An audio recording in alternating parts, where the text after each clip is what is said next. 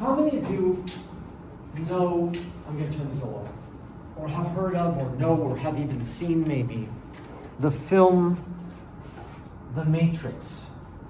Does anyone know? Yes. Anyone else? Some of you know it. This film was released in 1999, the very end of the 90s. And we're going to be talking about the 90s today.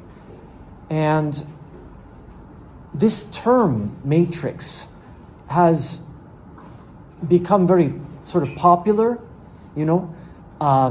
in today's parlance, today's language. You hear the term matrix thrown around. What is matrix? Well, if you've seen the film, right, it's like a level of, it's like what we see on the surface, our billboards, our McDonald's, our, ads and things and consumeristic culture and technology, that this is not the real reality, and that beneath the reality, there's something else that we're not seeing because we're caught in the trap, if you will. We're caught up in this matrix. We're caught up in this exterior stuff. And that could include the way that we use the internet today, the way that we're scrolling through our screens, the way that we take in our news and our entertainment and all these things. So I'm not going to just kind of like lecture today. I'm going to show you, starting. The beginning of this tells us about the Y2K scare. Year 2000. Anyone know about this? You know what that is? I was alive. See, I am one of these, because of my generation, I think I mentioned this before. I sort of existed, or still exist now, but between, this is from Bowie, the crossroads between the centuries. The 90s coming to an end, the 2000s are about to begin. We're coming to a new decade, a new era, and what's going to happen. And we're talking about dystopia in this class. Well, one thing is, in Y2K, the internet had only been around for a few years, really, as an internet. It used to be an intranet, or intranets. Intra, like internal. Nakadake ne, kono, nandeshouka. The military developed it to use for the military, to track things. And so there were intranets for the military and specialized people, it wasn't public. It wasn't made public until sort of the mid-90s, right? Round 90. I don't remember exactly, actually, but the early 90s or the mid-90s, it just started really, when I came to Japan the first time, 1995, it was still in its infancy, really. And this is the year that David Bowie does the album Outside. And we're going to talk about this today and the themes, and part of it has to do with the technology. It's definitely a dystopia. It's definitely dark. And it's not only about technology, but that's a big part of it. This is something you can all, I think, relate to because, hey, you were born with the technology already a huge part of your life. I don't think anyone here can imagine a world before the internet, and certainly or even without a smartphone or wireless, internet, for example. We used to plug a cord from our computer or from the wall, the telephone line to dial, the telephone, landline, into the computer and ring, dial up, bing, and it goes. And we had a modem, which was a machine, and we had to wait for it, and it made a noise, and then it would connect, and it was very slow. The early internet, you try to watch a video, you try to listen to music. The music, the quality was really bad. The sound quality was really, really bad. Didn't compare to CDs, which were digital at least, right? And the visual quality, everything's pixels, like people look like squares or something, and they would freeze. And I can show you footage of what that looked like. But Y2K, 1999 comes. By then, the internet's starting to gain ground. Everyone's using it. It's part of our lives. The first iPhone is not until 2007. Mada mada hachinen, okay? But the internet, everyone's using this thing. So all the systems, the banking and hospitals and stuff, a lot of that's now part of the system as it is now. It wasn't nearly as advanced. We didn't have, like pay and all that stuff was much later, right? We were still using cash or checks or credit cards, okay? But a lot of the systems were integrated. And Y2K, zeros and ones, right? Coding, I'm not a math guy, I'm not a science guy. The systems, it was believed, someone realized, or some people realized that, hey, before the internet, before we got all these systems set up, we didn't tell the system 2000, year 2000, goes back to 0, 1, 1, 0, 0, right? 0, 1, 0, 1, 0, 0, 2000. So maybe the system is going to think, it's like a reset or something, and all the systems maybe are going to crash. So then our electricity goes out, our banking, all our stuff, okay? This was it. Everyone was panic buying. You remember COVID? You remember panic buying? Remember toilet paper and certain things? People try to buy everything or stock up because we didn't know if we could get it. It was like this. And people thought, freaking out, like earthquake preparation. We have to get stuff and we don't know. Of course, it's not physical, violent, but if everything goes out, you think about things that are run by internet computer based, right? There could be accidents, right? If all the electricity goes out, that means that the blackout, right? The subways would stop, wouldn't they? Densha, right? And the traffic lights would go off. So everyone was preparing for this. It didn't happen. And actually, a lot of programmers did try to fix the problem, and they all tried to reset the system, but we didn't know. That was the Y2K. So this video opens with the Y2K. I'm going to show you. Scare and all that stuff, and then moves beyond to talk about dystopia, like other things. Does anyone know Blade Runner? Has anyone? See, this film was everyone in my generation knows Blade Runner, the movie, but your generation doesn't. It's about androids, kind of like AI robots. They look like humans, but they're under human control, and they didn't want to be, and they didn't want to die, so they rebel against people, and there are hunters to try to kill them and stuff. It's a science fiction thing, but this was like a dystopian world, okay? So it's going to talk about Blade Runner and these kinds of things. I'm going to show part of the video, and then this will help us to understand the world of 1990s from the 80s and forward, right? I'm going to go back and the beginnings of the internet, because you were not alive. So I think you need this background before I talk about David Bowie in the mid-90s and Outside and the dystopian story there, okay? So let me show part of this video, and then we'll talk about David Bowie and Outside in 1995. The story actually starts in 1993 or 4, but we're going to start with that. Are you all able to concentrate on this a bit? Are you ready? Yeah? Okay, let's do this. So actually I have to kind of cue it properly because I had... User. Yeah.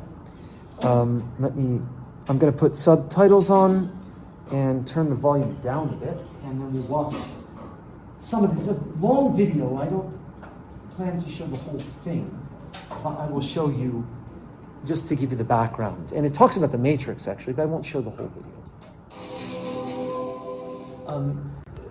During his wedding, one of the people that he invited to the wedding, remember I said to you when we were talking about Berlin and the Sambusaku, the trilogy, and experimental music, ambient music, electronic music, and I said Brian Eno, who did not produce those.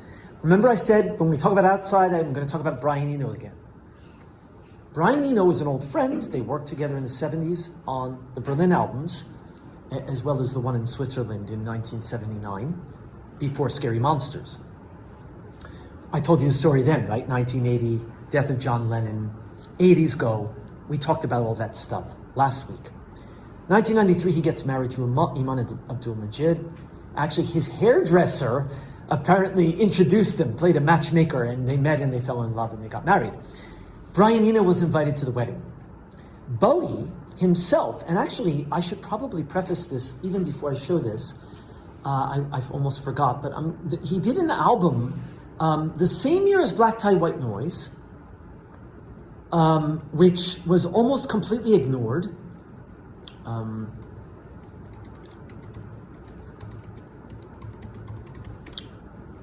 talk about that. Called The Buddha of Suburbia, which is kind of like a soundtrack to a BBC extended TV drama, which was based on a novel by Hanif Kureishi. It was like a Indian, I believe it's Indian roots, but living in the UK. And the movie itself, I'm not going to talk much about it because it doesn't really connect with outside so much, although the music does. The movie, or the drama itself, has a figure in it that kind of is like Bowie when he was in like Ziggy Stardust era Bowie. You know, he kind of dresses like a certain way, and he's kind of outsider, and there's a guy making punk music, and et cetera, et cetera. I won't talk about that so much, but Bowie was asked to do the soundtrack by Hanif Kureishi was the author. He was asked, I think, by the director. Anyway,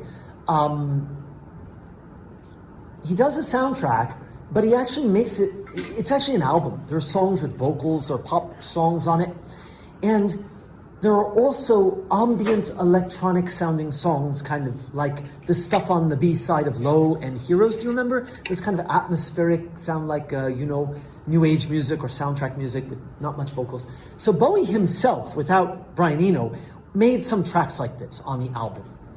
And when Brian Eno came to the wedding, Bowie played him his new music, and Eno said to him, you know, why don't we collaborate again? Like, you're on the same kind of, page as me. We're doing music that's kind of similar now again. And they met again, first time in, many years. That was the beginning of that. So Bowie does this album, 1993, almost ignored. I'll play you just a bit of the single, which is kind of a pop song, but it sounds kind of like 70s Bowie, updated. This is Buddha of Suburbia. I'll just play you a bit of this so you can hear what it sounds like. Okay, so I'm going to stop. So this is not the main thing, but this was the title track from that album, which almost was ignored. Like, the record company put it out as a soundtrack.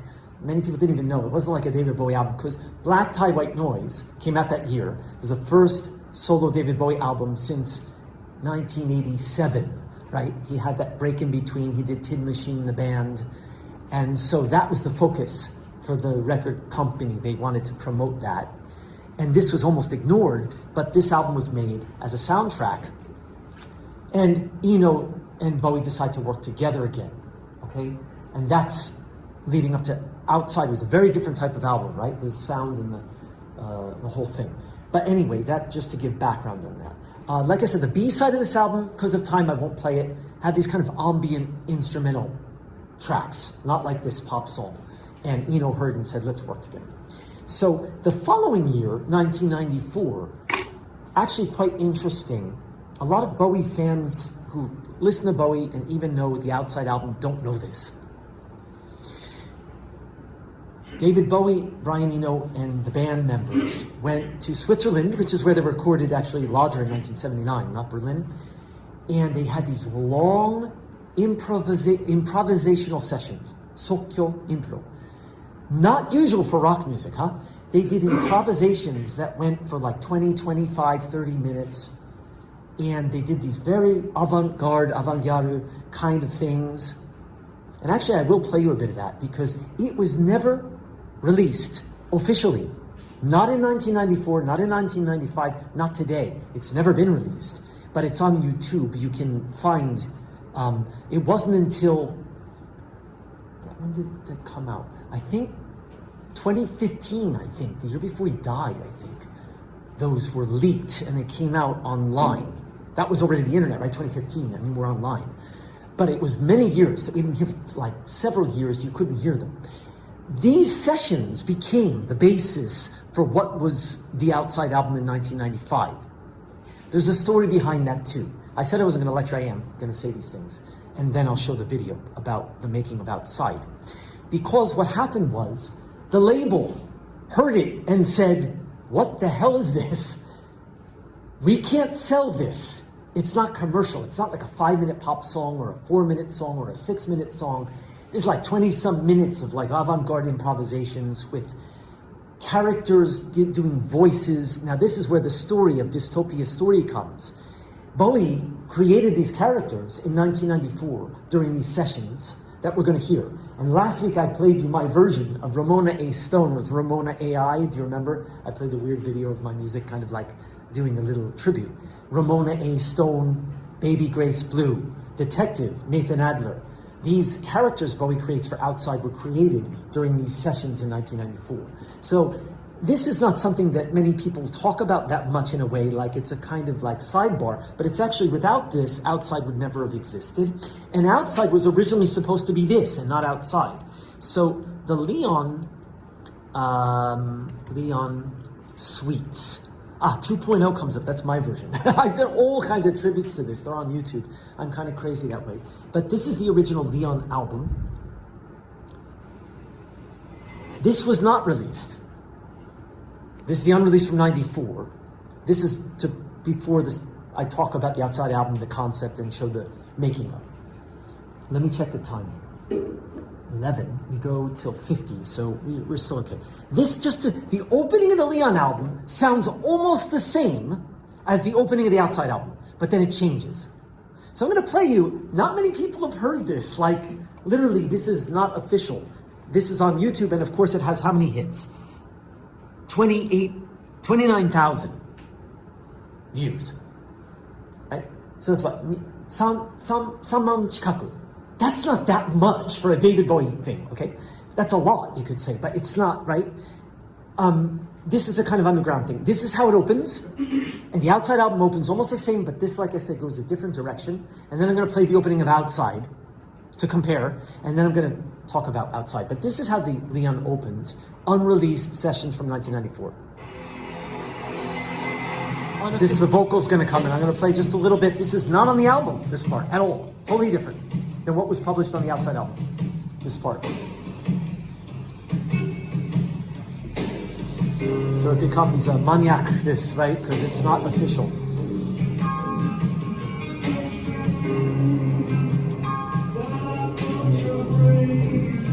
Improvised vocals, improvised music.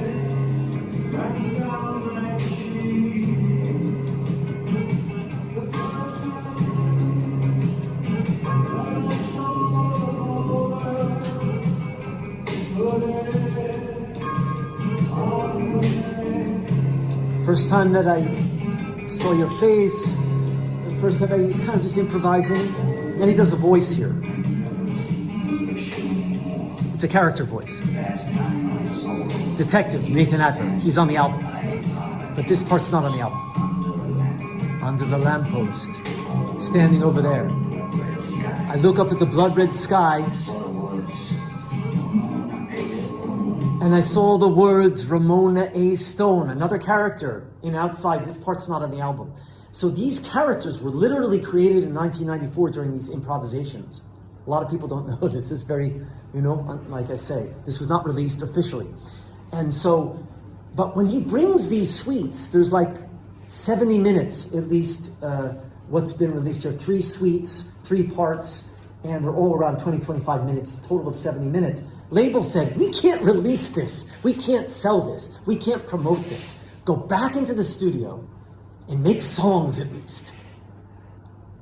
So in 1995, Bowie, Eno, and the musicians go back and they record songs. Those go on the album.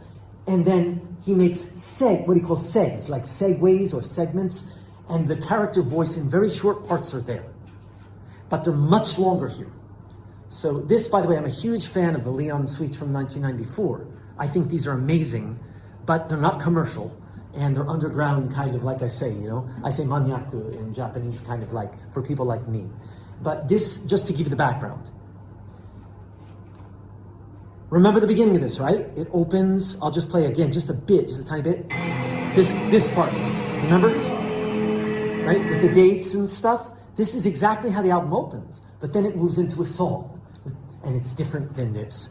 So I'm gonna play you now the opening of the Outside album, and then I'm gonna show you the documentary about the making of Outside and introduce the characters, the story, and the dystopia, and the internet, and the technology part, and how it connects to dystopia too. Are you ready? Here we go. So David Bowie, Leon, actually he calls this opening part that you just heard on the album, Leon Takes Us Outside. And then it flows into not this, but into a song, which is the song Outside. Okay, this is the opening track. This is a long album. It's over 75 minutes. It's got a lot of songs. It's got segs with the character voices. I want to talk. I'm going to show you some. I've got a lot, you know, and not so much ultimately time. So at least today, and we have one more class. So what I want to give you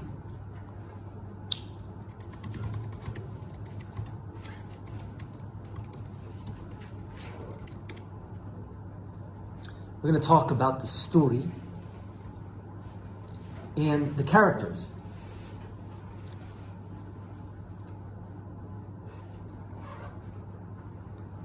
And this is actually a song, but like it's not a bad picture here. You can see Bowie created a whole cast of characters and a storyline, right? This story is a little bit more, well, how can I say? We talked about Hunger City. We talked about 1984. There's kind of a story there. There's Halloween Jack. But look at this.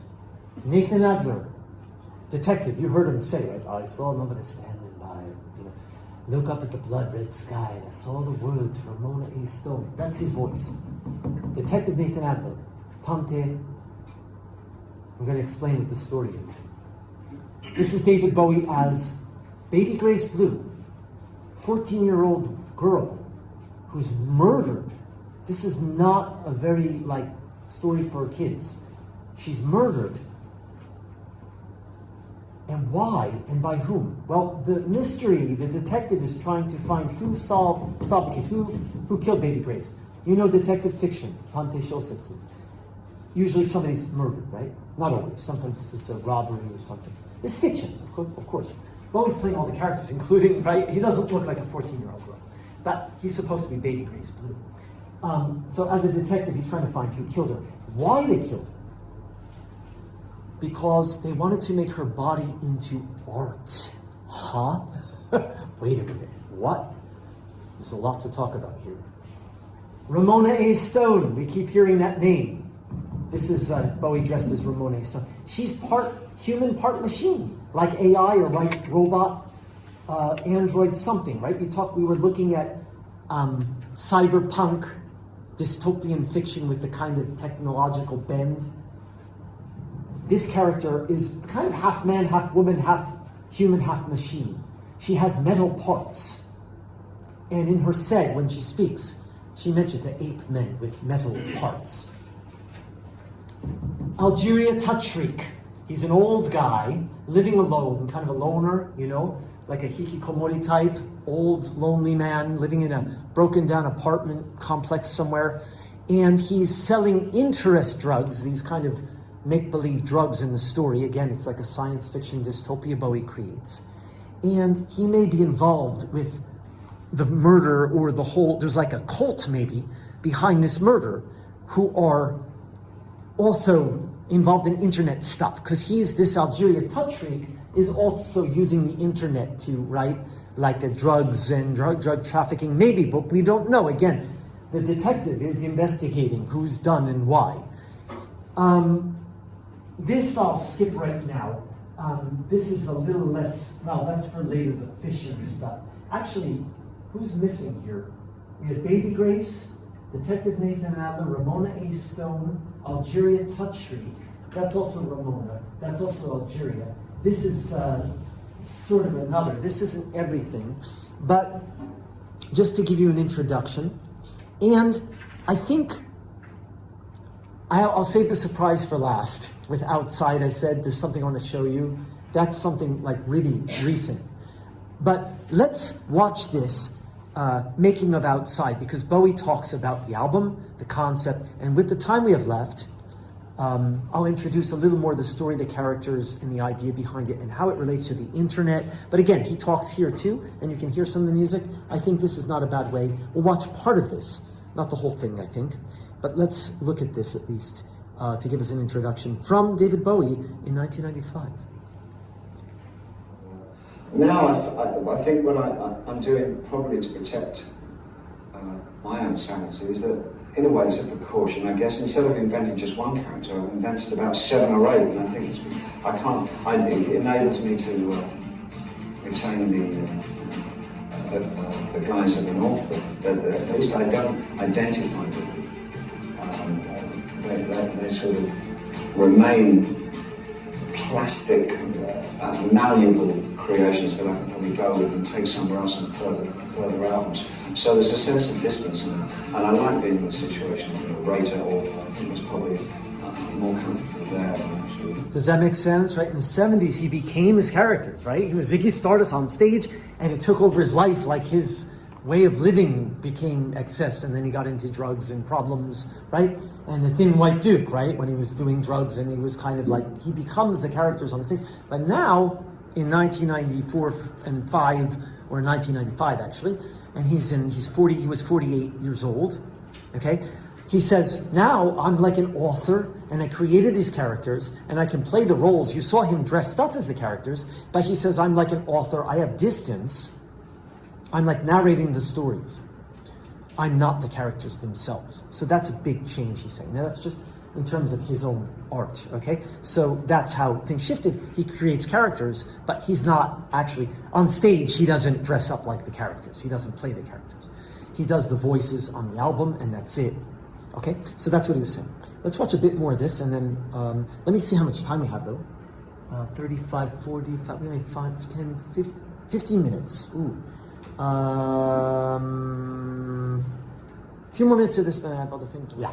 So when you open, like, 90s were like, it was the age of CDs. It was before streaming music. But I bought this on CD in Japan the first year I came to Japan. It was 1995, and the first CD I bought was this, by the way. It had just come out. It came out September 25th, 1995. And I had come to Japan. My semester started at the beginning of September on the kind of American calendar for Ryugakusei. We had like Bitsu with the Japanese students. And so I was here like late August, early September. This came out the first month I came to Japan. I was in Osaka, and I went to Tsutaya, and whoa, there's a new David Bowie CD. And I had been a fan of his 70s music, and I had heard Black Tie, White Noise in 93, and I liked it okay, mama, right? But I was listening to it. I was like, oh, there's a new one. Cool cover. Looks cool. Let's buy, let's see. This album had a huge influence. And when you open the CD case, I should have brought the CD. I actually still have CD at home I could show. But this is the booklet inside. And it says the Diary of Nathan Adler. It has a booklet, like with the story. Or The Art Ritual Murder of Baby Grace Blue, a non-linear Gothic drama hypercycle. And what Bowie did was he wrote, and I'll just show you this, right?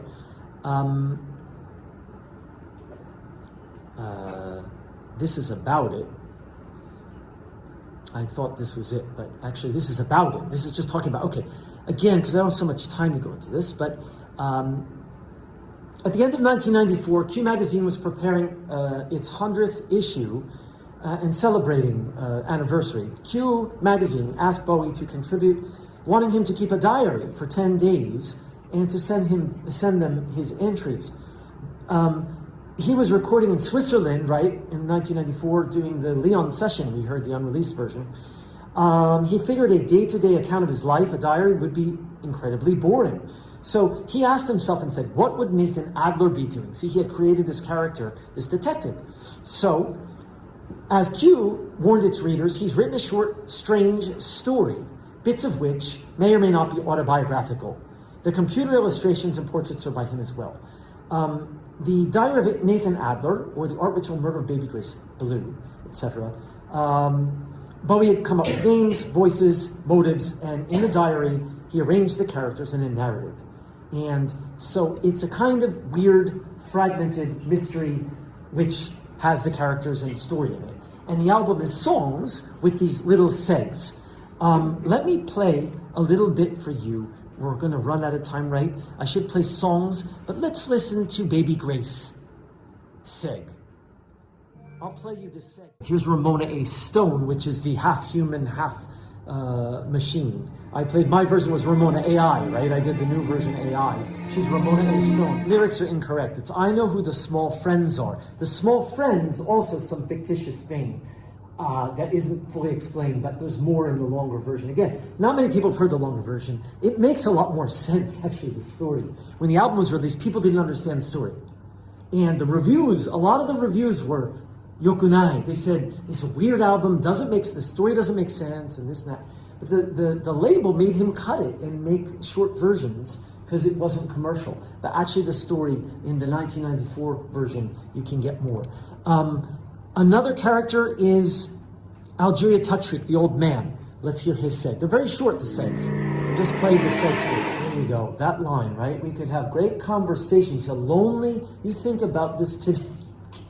People feeling separation from other people, living alone and not having companion. He's an old man. He says, I'd love to have, we'd have great conversations looking through windows for demons, it's a bit strange, and watching the young advance in all electric. So, right, the young people know how to use the internet. They're getting the new technology, but the older generation were not quite. But today, actually, that's kind of changed, right? Because, like, you look around and even I see elderly, older 70s, 80s, maybe even I don't know how old, but on their smartphones. But in the 90s, it was like, I don't know how to use this, not my generation. Show me how to use a computer. So this an old man, watch the young advance in all electric. Everything's becoming electric, electronic, internet, cyber. This is all in America, but it's in a fictitious dystopian America, right? But this kind of thing, right? The people around here, they're not from this country. I don't know where they're from. Imin, right? Immigrants. You look at what's happening in America now, right? With Trump trying to push them out. It's 1995. To me, this is a very prescient album. To me, I think this album in some ways predicted what's happening now. I don't want to say predicted, but it certainly had the sense of it. So he doesn't have friends, he doesn't have people to speak to. If I had the broken man. I always thought he said if I had another broken man. It's time. Means of a companion. We're out of time, that's too bad. I had a surprise to show you, but it's time. So I have to let you go. We have one more class, right? So, 時間でしたね。はい、ごめんなさい。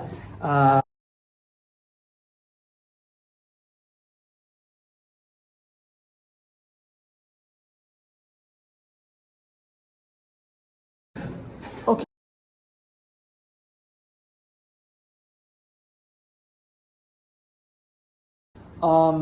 And I mean this, and this connects to the theme of the class too. So let me start by saying this. I said it before, but I'm going to say it again and explain it a little bit differently.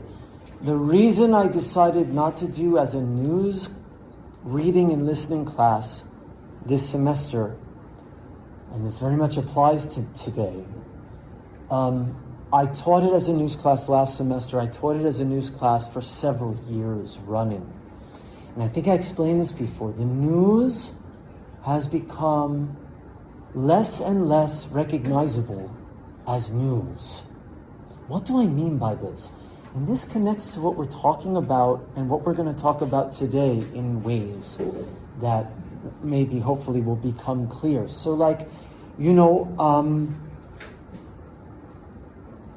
when I started, when I started teaching news, it's like, okay, so we'll watch a news piece. What's happening today in Japan? What's happening today in America? What's going on in politics, or what's going on, with global warming? What do the scientists say? These kinds of, right? And we did listening and we had discussion about today's topic. And I think this kind of class would be kind of much more easier for you, much easier to kind of do, right? That style class. However, as time went on, and especially coming up to the beginning of this semester, the end of last semester, I had to write my syllabi, and I thought, the news, again, is getting unrecognizable. Now, what do I mean? Now, we're going to talk a little bit today about, like, Bowie was, in 1995, looking at what will the internet be? How will the internet change the way that we experience reality in a way, and communicate with each other, right? How we live our lives. And you're all born in the age of the internet and post-internet, I would say in a way. The internet today is very different from what it was in 1995 and what it was even in the 2000s. as it continued to develop. And last week, I showed you a video about the beginnings of that, right? And the Y2K scare. And we looked at what was cyberpunk and neuromancer, Blade Runner. Remember? Last week we talked about these things. Those things you might not be familiar with, but they were familiar to people my generation, Gen X and people, okay, growing up with this stuff. So Bowie was looking and saying, what's going to change? How is this going to change the world? He created this story we're going to talk about more today in Outside. But this is not yet my lecture about this, right? So what I wanted to say about the news, and then I'll talk, as I said, I promise, about your requirement, okay? I haven't forgotten this. Today, meaning recent days, and last semester I saw this especially with AI. Not only AI, but let's talk about AI for a moment, because this is a new technology for us. For everybody. For you as well as for me. Now, it might be easier for you to slip into it and use it and not think too much about, should I use, shouldn't I use, or whatever, because you're so used to SNS, internet, and all these things, and it kind of is a natural, maybe for some of you, like ChatGPT, let me use it, let me ask it a question, it answered, that's cool, and it helps me with this, and it can write my papers, and it can do my homework, and it can think for me. Now this is what I want to talk about. AI is starting to think for us, so we don't have to use our brains anymore. This is the fear of those who fear kind of dystopia and fascist risings. And we've been talking all semester about, in Bowie in the 70s, just to go back, again, I will talk about your requirements. Part of starting my lecture in a way, huh? But just to review, right? Going back to Ziggy, as far back as at least Ziggy Stardust, right? That people, his fans, want to follow him, want to believe in him. They want him not to think for them, but in a way to be their leader or their something they can, tayoru. Superman, Übermensch. We talked about going back even further with Nietzsche, the Superman, the one who, right? So this tendency in the human, Bowie had been looking at throughout his career, right? Ziggy Stardust, Diamond Dogs, we talked about Orwell, 1984, the state watches its people through technology. That was written in the late 1940s, right? That was science fiction. It hadn't yet happened. The big screens, the monitors everywhere watching people. Now we have cameras on every street corner. We don't even think anything about it. Now we have devices that can actually spy on us. They might be, they might not be. I don't want to make you paranoid, but there are governments in the world that literally use this stuff to watch its citizens and control its citizens. Not Japan, okay? America, during this semester, while we've been having our classes, has been edging toward fascism. Did you know this? I mean, I've talked about it a little bit. But the current administration is pushing immigrants out, starting with that, right? The military parades that Trump had. And now, by the way, the most recent things, Trump is now going after citizens who are American citizens who don't agree with him. That's fascism, right? That's Hitler and Stalin and these guys who, that's how it starts, and little by little it creeps toward that side of things. And so Bowie was watching this, and it's in his music. So I designed this course around that because I thought that would be a way, in a sense, to talk about what's happening in the world now without looking at it directly through the news. And there's nothing wrong with looking at it through the news. In fact, next semester, my syllabus for this class is news again. But I was a little nervous about what's going to be happening. And actually, I am kind of nervous because now I talk about AI. Now, AI takes many forms. ChatGPT is one form. That's a chat, or what do you call it? A text-based AI. Now, you may know about the AI that can create artwork, right? Like visual artwork, and you give it an image. Did we talk in this class, Miyazaki Hayao, right? That the AI can take his Ghibli characters because it learned from what it was fed, and it can create Ghibli characters holding McDonald's French fries in a second, and then someone can use that to advertise.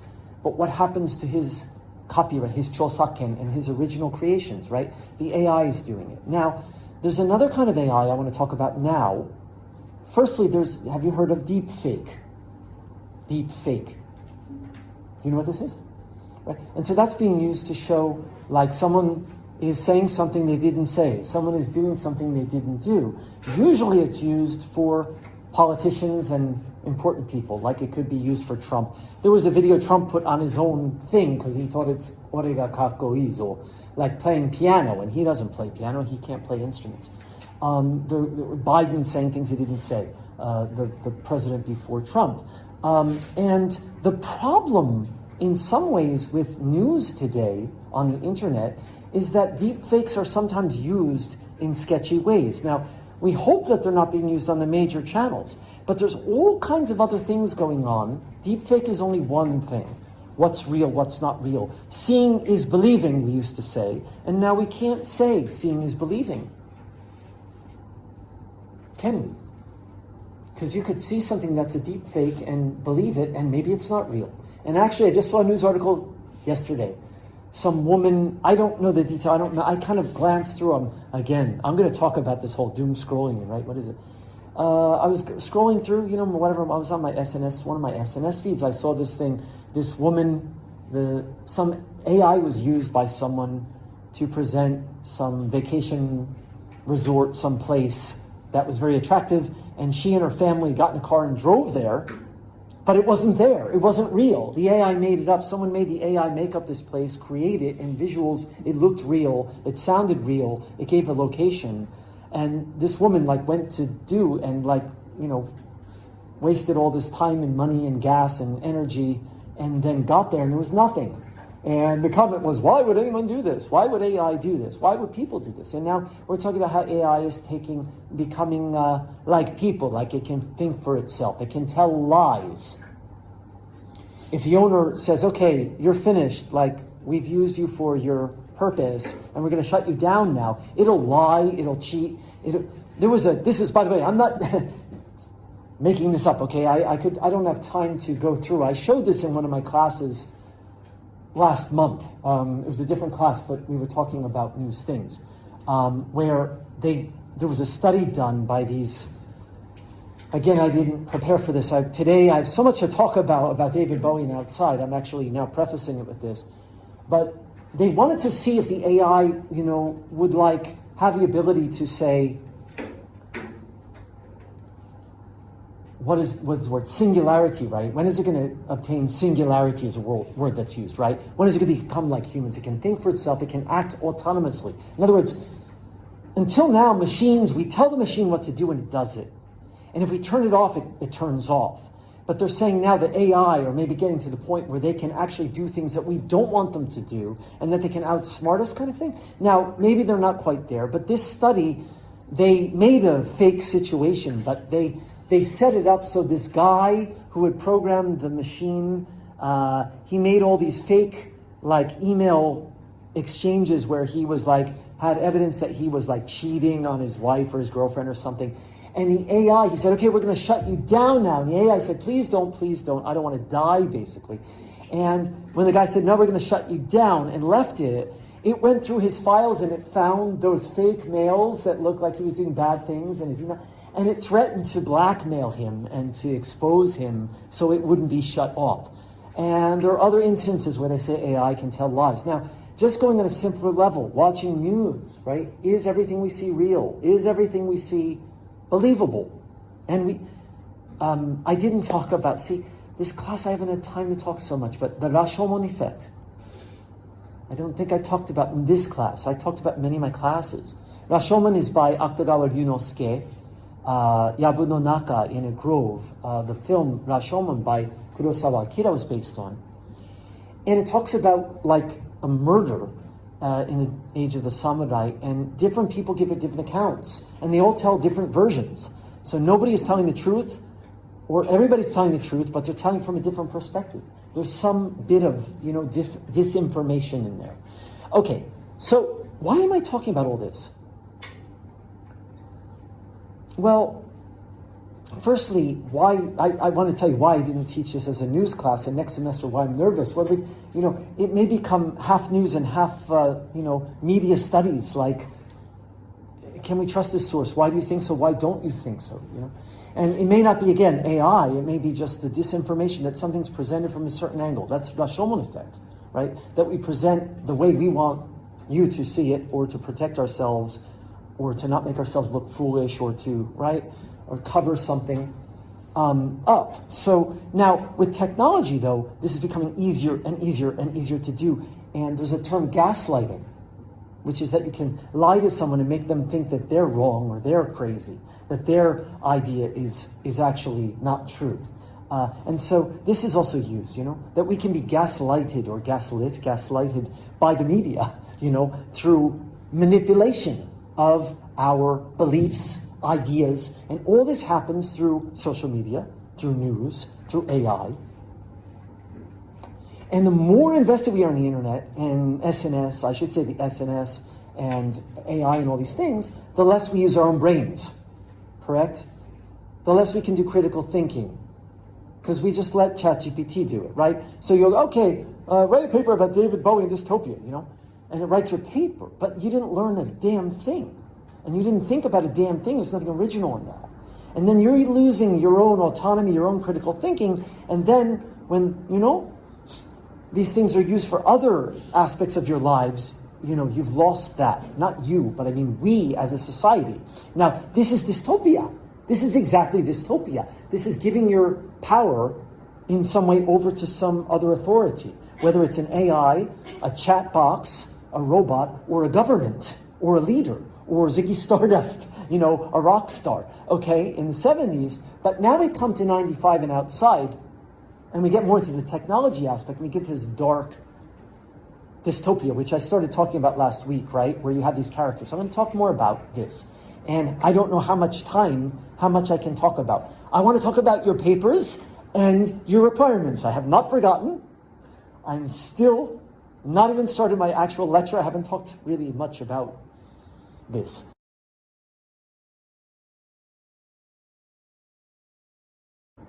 This is going backwards in time for a moment. Let me turn the lights off. To 1976, and this is back to Bowie when he's kind of doing cocaine and he's acting like an alien in the movie The Man Who Fell to Earth. And this is the scene I mentioned where he sits in front of all these TVs and starts going crazy. And I want you to just watch this. I'm going to make a comment on it, and I'll explain why I'm showing and how it connects to the internet and technology. I think you'll understand that part. Let me just show the clip. This is 1976, The Man Who Fell to Earth, directed by Nicholas Roeg. What's happened to me? You get the idea. So he says, stay out of my mind, get out of my mind, leave me alone. Now, why did I show this? And how does this relate to the internet? Do you think, this is my way of thinking, of course, it's before the internet exists. Watching TVs. Most people would not have a whole wall of TVs in their house. They would have one TV and they would watch one program. But isn't our scrolling in SNS kind of like this? Like we go from one to the next, to the next, to the next, to the next, and the pop-up and the ad and the next thing, and our brains are constantly scrolling. And that's kind of what this is. But before he watches, the girlfriend, right, just wants to talk to me. Don't turn those damn things on. But what are we doing today? We're always in our devices. We're always scrolling. We're not talking to each other. Sometimes we use the device to communicate, right? That's different than a TV. TV is passive viewing.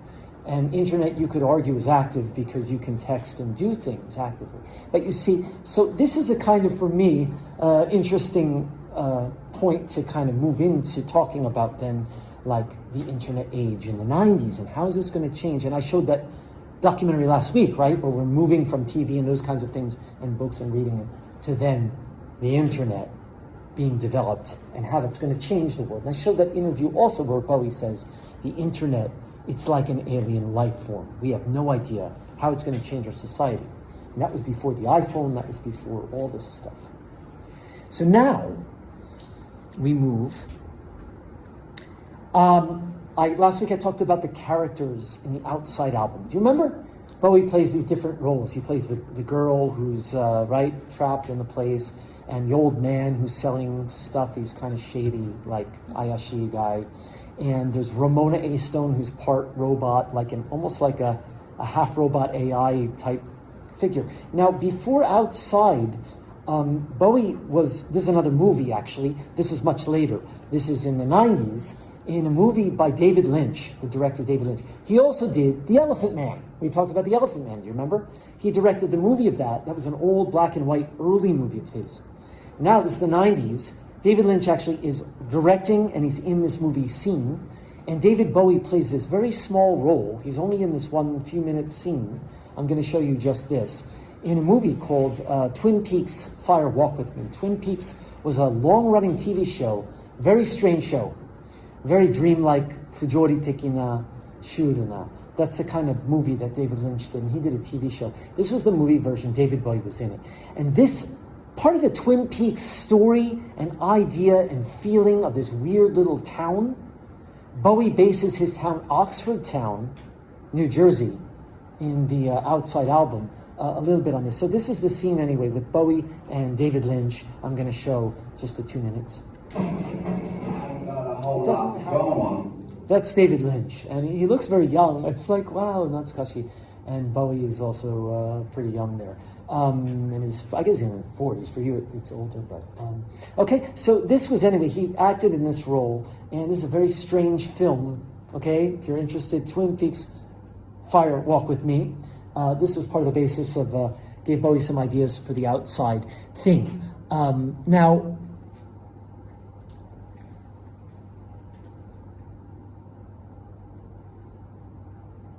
let's talk, let me show you what,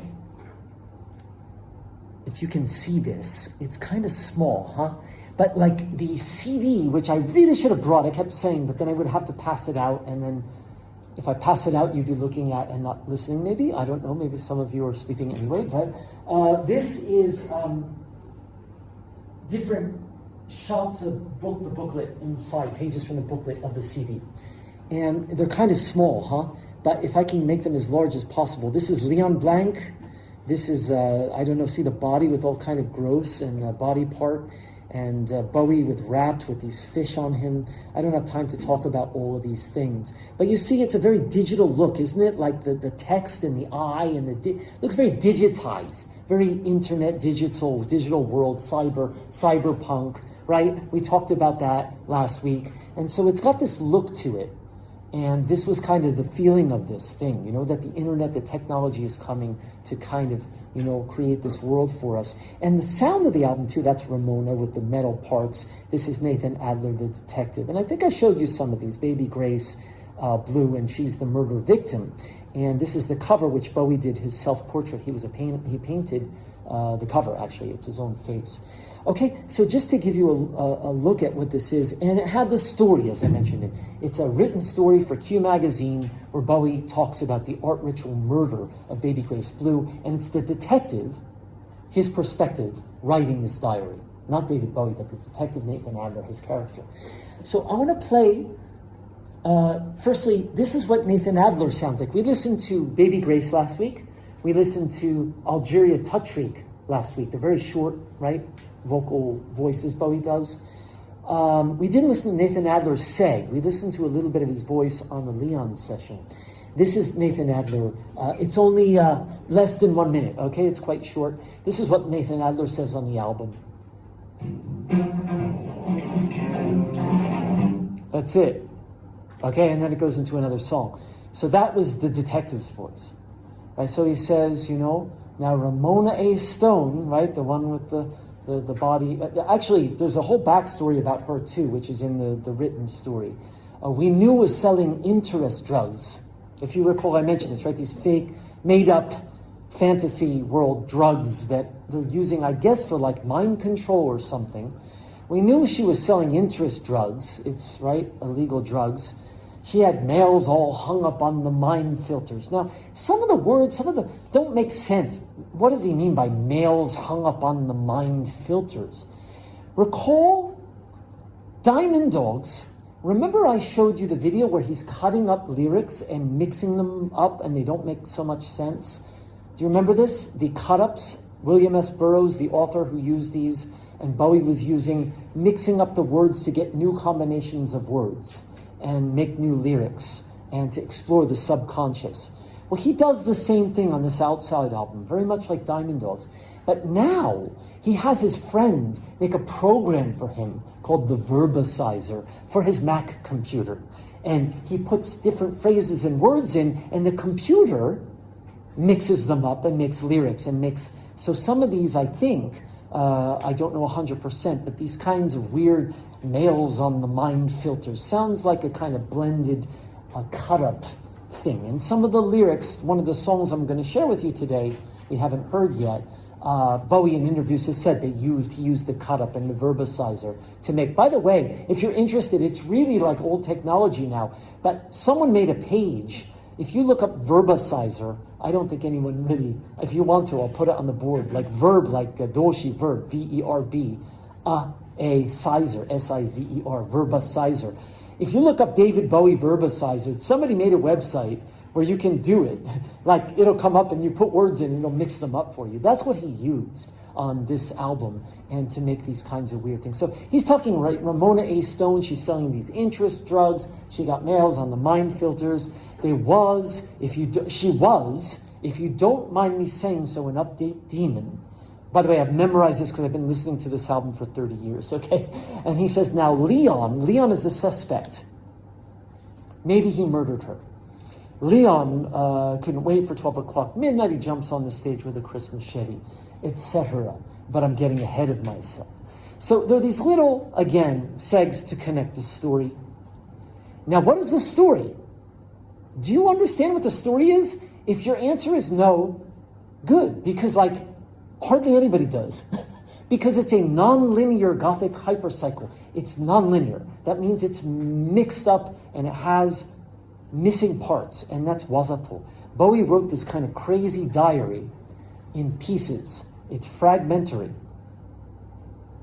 Why might he have made this so fragmented? When he speaks in interviews around this time and even after this time, he often uses the word fragmentation. Fragments, pieces, not whole. And he uses it to talk about society. He says, our society, our world is becoming more and more and more fragmented, so it's fragmentation. So this is a perfect example of fragmentation in the storytelling. Or if you've heard the word postmodern, it's a kind of postmodern feeling. Or cyberpunk, we talked about, neuromancer. Neuralink is something else I'm going to talk about today.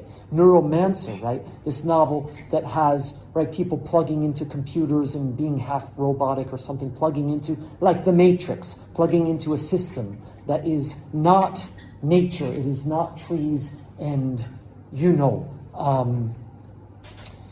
sky and whatever. You're plugging into an artificial system, much as we plug into the internet. And at that time, the internet existed. Now we're plugging into SNS. Now we're plugging into virtual reality, etc. Today, now we plug into AI.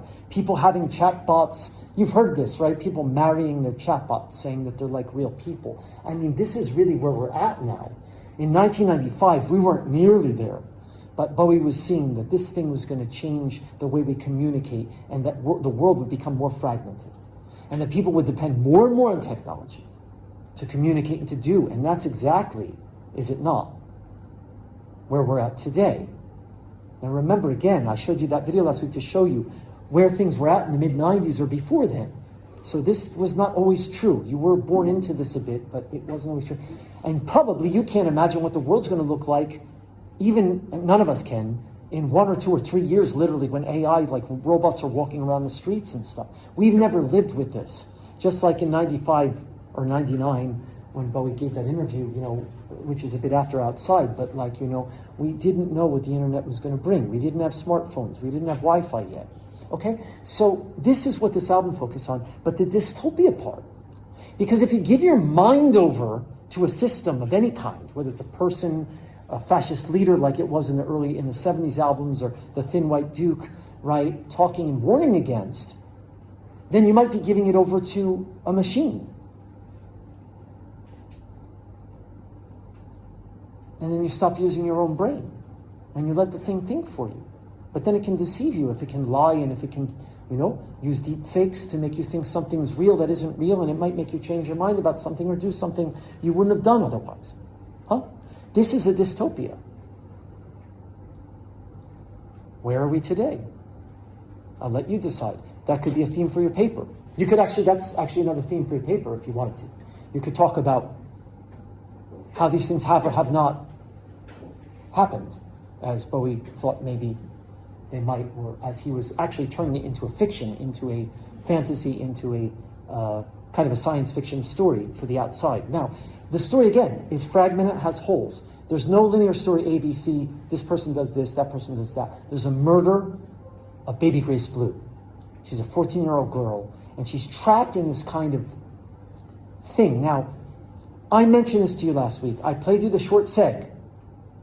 My name is Baby Grace, and they've got me here, and something's going to be horrid. And it's a really short seg. Maybe I should play it again to remind, because then I'm going to play the longer version from the Leon session, which was not released, but it makes a lot more sense. And then I'm going to connect it to something else. And so give me a minute to do this. So she's sitting in this room, and they've got her on interest drugs from Ramona. So probably that makes her get really sleepy or easy to control her mind. And she's got a brain patch. I'm going to come back to that.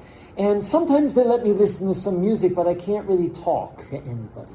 So they've got her trapped in this thing with drugs and this brain patch I'll talk about. And occasionally they let her listen to some popular music from the outside world kind of thing. Okay? She's 14 years old, supposed to be. Of course, it's fiction. I've been watching a television, it's not the internet, in the HomeLens. The HomeLens is used, like the homeland, like in Germany was the homeland before, Nazi Germany. The homeland is our nation, ware ware no kuni kind of feeling. And then now the homelands have become the new homelands. So this is like a science fiction thing, right? Used to be the homelands, now they've created this new kind of dystopian homelands, and this is part of it. Now again, I'm going to play the longer version. It has lots more details, makes so much more sense, but it was never released officially. The album is this version, and so people get confused with the story. If we listen to the longer one, actually it makes even more sense. So, and that's all I can remember, and let me think. She can't think well or straight. She's got this brain patch again I'll talk about, and she's got drugs in her, and she's sitting here and she can't talk to anybody. You wouldn't be thinking very clearly, right? You wouldn't be thinking, something's going to be horrid. And they come and they murder her, apparently, because the story is about this. And I'll talk a little bit more about, there's another part about it, which is about what constitutes art and art crime, and Nathan Adler of the art crime division. It gets really strange. And again, I don't have so much time to talk about all the details. And the story is very surreal and abstract. But this is part of it. This is Baby Grace in the longer version.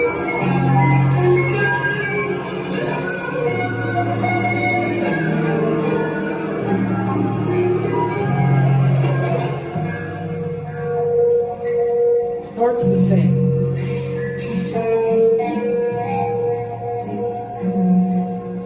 Grace is my name, and the was it was like a fading photograph of a patchwork quilt, and on this Ramona put me on these interest drugs, so I'm thinking too fast, like a brain patch, like I've got this soul brain patch, and I've got the shakers on it with this neurotransmitter. That is a lot more detail about the brain patch, isn't it? Let's go back to, so the beginning is the same. Ramona's got me on these interest drugs, and they've got me on this, I've got a brain, she says brain patch in the other version, she just mentions it. Like I've got this soul brain patch with the shakers on it and this neurotransmitter. Now we have a lot more details. They got this thing in her head with neurotransmitters. They're using it to control her mind. So they're giving her drugs, and they're using it mind control. Now, I'd like us to think back to Scary Monsters. Do you remember Scream Like a Baby? Sam was a gun. How do the people in it, right, they try to control him before they throw him into the wagon. Remember this song? I couldn't buy no merchandise, I couldn't go to war, mix with other colors, but the nurse doesn't care, and I hide under blankets. Did I run away? I really can't remember last time I saw the light of day, but I remember Sam, he was like me. Screamed like a baby, Sam was a gun, I never knew his last name. And there was that weird middle section, no athletic program, no discipline, no books. He sat in the back seat swearing his secret bench. What do? They beat him, and then there's that line about, now I'm learning to be a part of society, and he can't say society. They're beating him, trying to make him like a part of society, to follow them, to do what they want him to do. Right? And they give him drugs too. There's a lyric in Scream Like a Baby. They pumped us full of strange drugs. Right? They beat us down, they pumped us full of drugs, and they want us to be part of their society. They're doing the same thing to Baby Grace. Here's another theme. For me, this one connects. You know, that's 1980. This is 1995. Baby Grace, they're giving her drugs. But now they're using a brain patch with a neurotransmitter technology. Now, this sounds like science fiction, huh? Well, it was science fiction in 1995. But now I'm going to tell you something. Actually, I mentioned this last week. I asked, does anyone know what Neuralink is? Like neurotransmitter, Neuralink, and you all said no, and I mentioned this thing by Elon Musk. Well, look at this, before I do the rest of the Segue. Look at this, and there's a Neuralink page, I didn't open it. This is Wikipedia, okay? This is Neuralink. I could show you videos, but it freaks me out, so I'm not gonna do. But Neuralink Corporation is an American transhumanist, what's that word mean? Neurotechnology company that has developed as of 2024, Chonendesyo, since last year, this has become reality, implantable brain-computer interfaces, BCIs, known as brain implants. And it's neural, like a like a brain patch with a transmitter on it in 1995. This thing exists now, in a way, something very similar. And it's made by Elon Musk, who owns X, which is the social media that some of you are using, by the way. And he's also was in the president's office with Trump. He put his money into Trump's campaign to get Trump elected. And now Trump is trying to run the country like a dictator. Okay? If you don't think this stuff is real, and also going back to Bowie in 95, I'm going, oh my gosh, he saw this kind of in his way, that this kind of thing, it was science fiction. And of course, Bowie's not the only one to have this kind of science fiction image. I mean, there are science fiction novels that talk about such things. But for me, the brain patch is very much like this. The company is founded by Elon Musk and a team of 8 scientists and engineers. Neuralink was launched in 2015 and publicly reported in March 2017. But as of last year, very recently, they can now, and actually there are, I think, 7 or 9 people, I have it somewhere, I don't have time to find it, that have this thing in their brains.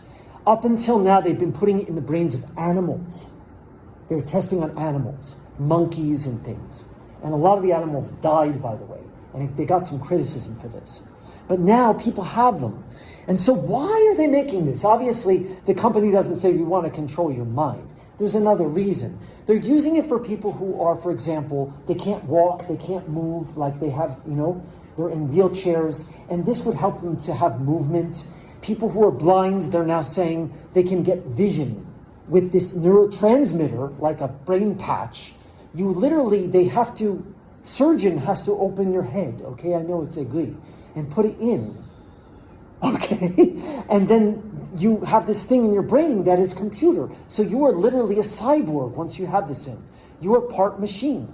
Because it's not just like a metal part like Ramona. 8 men with metal parts, she says. She is part metal, right? But that's like on the outside. Maybe this is like, not even like in your arm or in your leg or in your hip. You know, people with pacemakers for their hearts. This kind of thing. This thing is in your brain. And it controls your thoughts. It can, or your movements. You can move things with your mind, with this thing inside your head. This is like science fiction, but it's real now. And you're going to hear more and more about this. I guarantee you in the next 6 months, year, 2 years, you're going to be hearing about Neuralink and things like maybe other companies going to be making their versions to compete. I don't know. But this is real. And so the brain patch of 1995, particularly this longer version from Leon, which was not released, she says, I got the brain patch with the neurotransmitters and the shakers. She doesn't say this on outside. She just mentions brain patch very quickly and says, I'm taking interest drugs, and I can't remember what I was going to say. Let's listen to more of this, because actually there's more details in Leon, very fascinating in this segment. And he won't let me see anybody except the breeders in the enclave and the checkers. So I can still listen if I want to sound. So in the original version, the outside, very short version, she just says, they won't let me see anybody, right? But here she says, except the breeders and the checkers and the enclave. So there's this some people she can see, that there's some weird people she's going to see, but it doesn't explain the breeders, you know? Like, what does that mean? Again, it's part of the science fiction story Bowie creates. We don't know exactly, but it's got these kind of implications. And I ask, I can still hear some popular music. And this is the same, right? They say what? They say what were you doing? What was I doing when I saw the small friends? Now this keeps coming up, and in fact, on the Outside album, Ramona A. Stone says at the end, I know who the small friends are. Now we don't know who are the small friends. Again, people confused about the story. But here, she mentions the small friends. This is not on the album. So again, there's like this world that Bowie has created that we don't get on the album so much. It's confusing. We just hear it here and there. The small friends. What was I doing when I saw the small friends? So who the heck are the small friends? So you got all these weird dystopia, like, you know, I'm thinking about the freaks. This also connects too, sounds like, right? The freaks of Diamond Dogs and Todd Browning's Freaks, right? Half dog body and the freaks in the lyrics, and the freaks in Scary Monsters and Super Creeps, right? We talked about Nosferatu, the vampire, and we talked about the Elephant Man, and here the small friends sound like a little bit something like this. I've been watching a television of Jeffries eating the press. Okay, here in the original version, I've been watching a television in the Homelands, the New Homelands. And then it ends, and that's all I can remember. But here, I've been watching a television of Jeffries eat the press, and this goes on. About the British Revolution and something about the second protector. So now, this is not on the album either.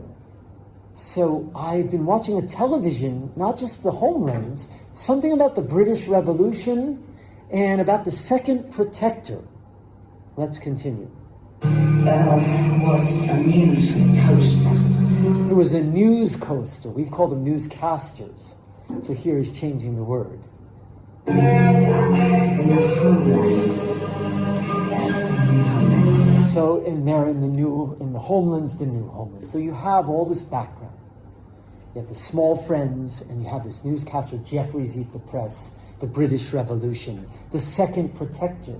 That sounds like, if it's a new Homelands, and there's a second protector, does that not sound like another demagogue, another leader who leads the people with iron fist, as they say, a strongman or a Mussolini, a Hitler, a thin white duke kind of, right, character here. So this, again, is not on the album version, but I find it very interesting to go back to the original because we get more details. This is very much for a class on Bowie and dystopia and outside this period. This stuff is really dystopia, and this stuff is really going back to that whole thing, right? Where you have a leader who creates the homelands become the new homelands. He's the second protector. We have to worship him. Actually, we're going to hear about her worship. She's made to worship like a new religion, like a Shinko Shukyo Teki, right? So you have the leader, and you have religion, and you have the new homelands, and you have the brain patch with neurotransmitters and interest drugs to control people. All those themes are what we've been talking about all semester in Ziggy Stardust, in Diamond Dogs, The Thin White Duke, Scary Monsters, right? So all this stuff really, for me anyway, coalesces here in this Seg, which is the unreleased version. But of course the Outside album has the general rough theme of this dystopia, this murder, the internet, and how, the kind of dark side of that, of technology. And then I recognized the small friends because one of them was a very infant and he was the grand vision. He was the grand vision. Okay, so I recognize one of the small friends. So the small friends, maybe that's the name of a group, right? Some kind, maybe it's a renegade, like Diamond Dogs. There are these groups of, gangs in the streets kind of image in the Hunger City. This could be like a kind of group or a gang or an internet something. They're selling drugs, right? Interest drugs and all these things. But then one of the small friends, she says, I recognized, he was infamous. He was the grand visioner. The grand visioner, the great, we must bow down to this figure. She says, the one who was on the television, the grand visioner. At this time, TV still had a lot of impact more than just internet. Who made soul patches the law, the soul brain patch. Everyone has to have a brain patch in their brain. The grand visioner made it the law. The grand visioner is one of the small friends. So you see, by the way, you'll never, I guarantee you could search far and wide, you'll never find a single class taught anywhere in the entire world where the professor is talking about this seg that was never released in this much detail. Probably I'm the only one in the world doing this. But this story is all here, so this whole thing. So we're all made to wear these things. We all have to have being controlled by the grand visioner, the second protector. And what's the British Revolution? Maybe Bowie's making a connection. He's from the UK, between what the British did and what's happening in this dystopian world later with the technology, with neurotransmitters and, right, the small friends.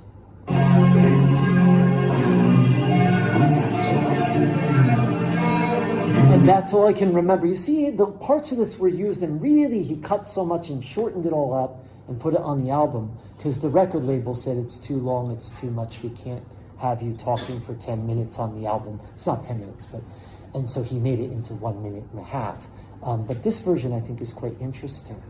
I just want you to be quiet and to worship the Lord. There it is. So in the original version, it's now they just want me to be quiet. Let me think something's going to be hard. Here she says they want me to be quiet. And before she says the last lines, and to worship the lot.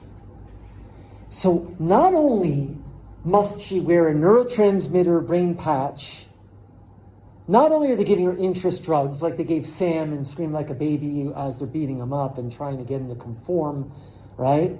Not only can't she see people except the breeders and the whatevers, and and she's basically in solitude, solitary confinement.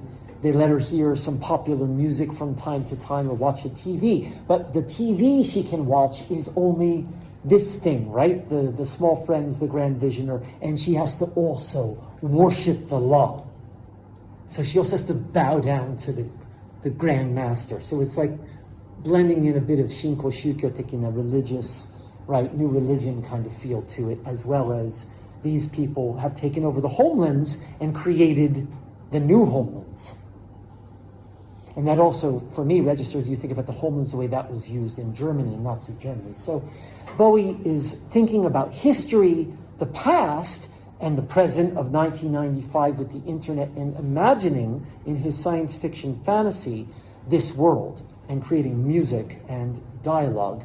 And today, I've shown you Neuralink and the brain patch, and you look around at what's happening today, and again, you can be the judge of what's happening. We certainly don't live in, Baby Grace is a murder victim. This is a terrible, horrible story, but I mean, there's a lot of horrible news, isn't there, on the TV and on the internet. So they just want me to be quiet, and she adds, and to worship the lot. It says the Lord, but it's the lot. It's the subtitle's not correct here. Something is going to be horrid. And then it ends the same. And let me think, something is going to be horrid. And on the outside album, in parentheses, it's Segue, Baby Grace Blue, a horrid cassette. So they find this this tape where she recorded with this, old technology, right? Because we're in the digital age, even in 1995. She recorded it on a cassette, and they found the cassette. This is what they found, supposed to be her voice before she was murdered. And she says, and I'm here, and I've got this brain patch, and they let me watch the TV and listen to music, but I can't see anybody. Something's going to be hard. It's a really kind of scary, a little, It's really dystopia. So this is part of the storyline, and we have 20 minutes. See, I totally don't have time. So many things I really wanted to do, and I have 20 minutes, so I'm going to do a few more things. That we looked at. That I'm going to skip. I showed you Neuralink. That we just listened to. This might not be the most important, but because I talked about Neuralink and the brain patch, maybe I'll wait till the end if there's time. I did a version of Baby Grace for this year too. I want to show some of his stuff. It's more important. We don't have much time. The Heart's Filthy Lesson. This was the first single, and this has some of the characters in the lyrics. It's a song, it's not spoken, but you have Ramona, you have Patty, which is another, it sounds like Nathan Adler, the detective. Does anyone know Sherlock Holmes? The detective, one of the famous, right? Sherlock Holmes and Watson was his sidekick, and so Elementary Dear Watson. I think Patty is like Watson to Sherlock Holmes. Detective Nathan Adler says, Patty, I think I've lost my way, what's going on? Patty sounds like this, but Bowie doesn't play the character, but Patty in the song, Ramona in the song, and I think Leon. And so, by the way, I'm going to warn you about this. The video's a little bit graphic too, it's a little bit ugly, like the pictures. But this, I want you to understand, this is part of the story and the feel of it. So if you don't, want to watch, if it's too ugly for you, you can. But I think it's also kind of cool. It's kakkoi. Bowie is kakkoi. It's a cool video. So if you like this kind of thing, you can watch. Otherwise, just listen. This is kind of hard to watch, huh? But one of the other themes here, you see the ritual piercing, that people piercing and tattoos. And Bowie thought that this was going back to pagan times, and people who in rituals, I change the image so it's not a agree one, would do, body piercings, and, the African thing where people open the ears really wide. And so people start doing this in the 90s, that Bowie felt that people lost the sense of religious spirituality and the sense of wonder. And so one thing is now, the internet is there are people saying maybe AI is going to be the new God for us, But we talked a lot about these things too. What is God? What is spirituality in the current day? Okay. Now, I'm not saying AI is going to be God. Okay. I'm saying that Bowie felt there was this great lack with the fragmentation of society, lack of feeling of sense of that spiritual sense, like the connection with nature that we once had, and the connection with family that we once had. For example, that starts going away, and now it's even, I would argue, further away. And so people were doing tattoos and piercings and this kind of thing. So this kind of thing, along with art and what is art, and the ritual murder and piercing and art crime, and the detective story, and then the technology. And so you have this kind of dystopia that combines a lot of these themes. It's quite confusing for people, right? Because you have the murder and the ritual piercing and the religious aspect and all the dystopia. And so people get confused. What's a story about? What's he trying to say? These are all elements of the story, and it's not linear. But I think, some of the themes of dystopia are very strong here, especially in that side. But I want to show this. This was the Heart's Filthy Lesson, and it's quite dark. You could look at the lyrics if you wanted to look those up. This is Hallo Spaceboy, which this is a cool and fun video. It's not nearly as dark. I'm going to show a bit of it. This was another single from the album, and this is a remixed version with sounds like techno, very electronica, like you could dance in a club kind of thing in the 90s, by the Pet Shop Boys, which is they did electronic music and vocals, and the video's cool and it's fun. So I'm going to show you this. I think you'll enjoy this. There's also the original album version was heavier, really heavy and dark electronica and dark heavy beats, but I'm not sure. We're running out of time, but let me show you part of this version, because I think you'll enjoy this version. That's what that's like. So that's the remix version, and the original is much kind of heavier. But it's Hallo Spaceboy. Do you want to be free? Don't you want to be free? And do you like girls or boys? And that's going back to, the thing with him in the 70s and with the bisexuality. We didn't talk a lot about that, but, right? And this chaos is killing me. That the 90s are chaos, that the 90s are fragmented and crazy, and the old footage of videos, but the way it's edited, it's like chaos, and right? It kind of has that internet, scrolling feel, right? It's one image, the next image, the next image, the next image, flash, flash, flash, flash, flash. And that actually is the reason also I showed the 1970s with him sitting watching the television sets, right? This image, this image, this, it's overload for our brains. And our brains start to melt, and then we get brain patches. Right, and then we can be controlled by the Grand Visioner, or the second protector, as it's called, in the Segue. So this is what Bowie's worried about, and that's really his theme throughout, isn't it? If you've been paying attention enough, you may understand, right, and see that, right? All of these themes in Bowie of the dystopia we've been talking about is very much connected to this kind of thing. Just now the technology plays a bigger role. Right? Because now we can use technology to control people, right? We can use SNS, we can use deepfake, we can use Neuralink, maybe. That's still fantasy. It's not being used that way, but the Bowie's version is everyone has to have one, right?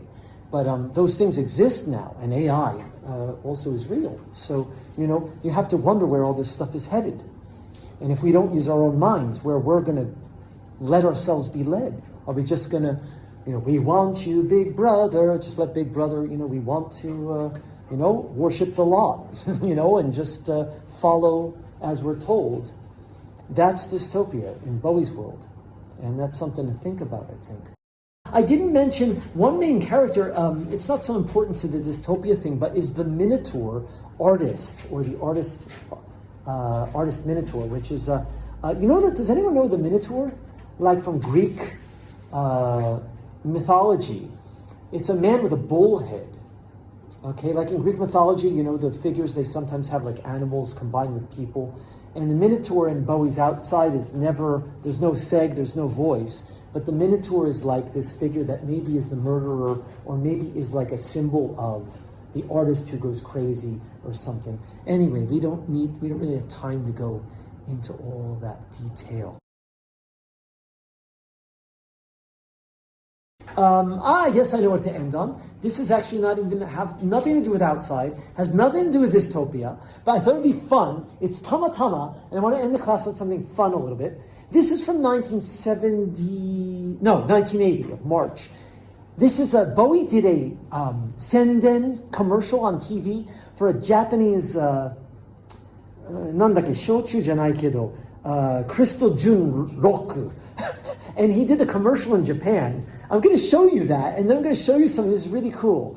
Are you ready? This is just, I want to end the course on this just to make it fun. It's not about dystopia, okay? Are you ready? Wait. 時代が変わればロックも変わる.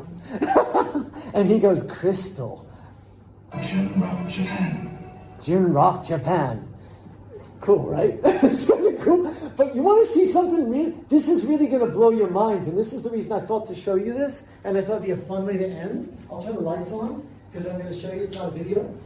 So I got this weird, this doesn't look like the kind of bag I would normally have, huh? It's not really my style, is it? Like just, right? But this, somebody gave this.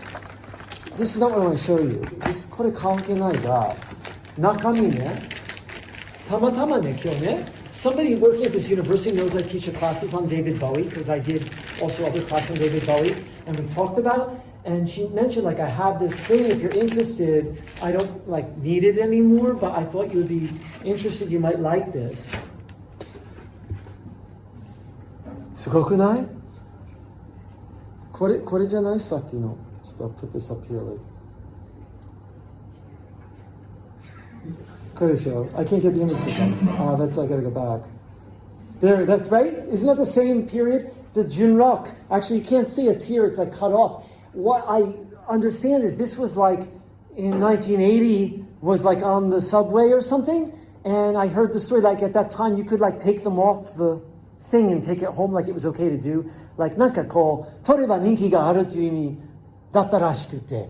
今はそうしないんだけど. So, isn't that cool? And then someone put it in the frame.